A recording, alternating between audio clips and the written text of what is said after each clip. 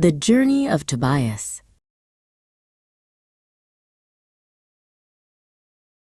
In the city of Nineveh lived a good and faithful man named Tobit. He spent his days in prayer and acts of charity, but a great sorrow came upon him, and he lost his sight. His world became one of darkness. His loving wife, Anna, worked tirelessly, her heart aching for him. In his despair, Tobit remembered a large sum of silver he had once entrusted to his kinsman, Gabel, in the distant land of Media. It was a treasure that could save his family from poverty.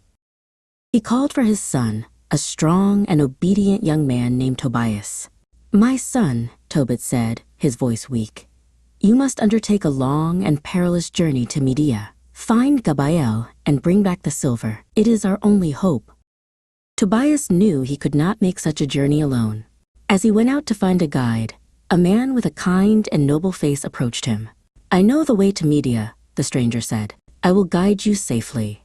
My name is Azariah." Tobias did not know that this was the Angel Raphael, sent by God.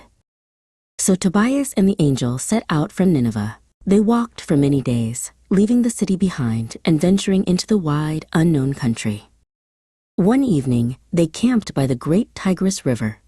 As Tobias went to the water's edge to wash, a monstrous fish lunged from the depths, its jaws wide open to devour him. "Seize it," shouted Raphael. "Do not be afraid." Tobias wrestled the great fish and dragged it to the shore. "Take its heart, liver, and gall," the angel instructed. "They are powerful medicines." Continuing their journey, they finally reached the city of Ecbatana, where Tobit's kinsman Raguel lived. Raguel and his wife Edna were overjoyed to see their relative's son and welcomed the travelers into their home with open arms.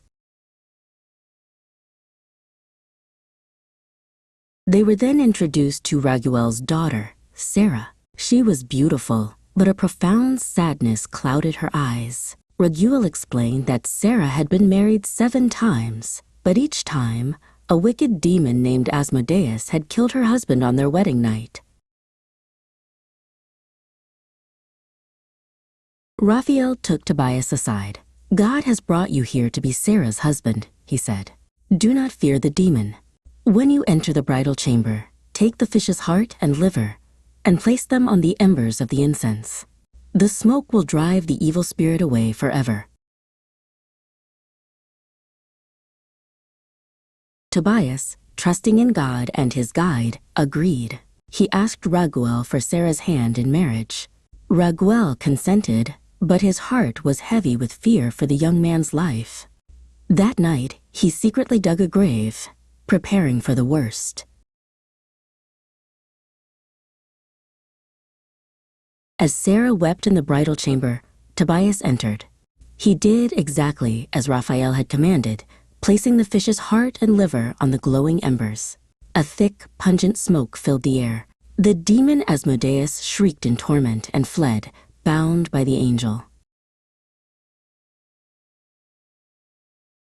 The next morning, Raguel and Edna were overjoyed to find Tobias alive and their daughter finally free from her torment.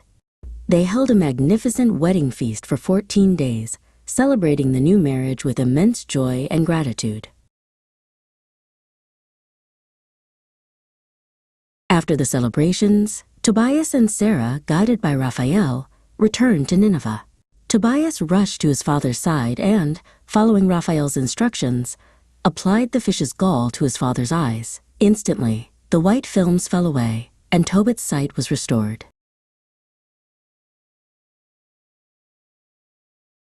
Tobit and Tobias offered to pay their guide, but he revealed his true self. "I am Raphael, one of the 7 holy angels who present the prayers of the saints." Awestruck, they fell to the ground in worship. They praised God for his mercy and lived the rest of their days in peace and happiness.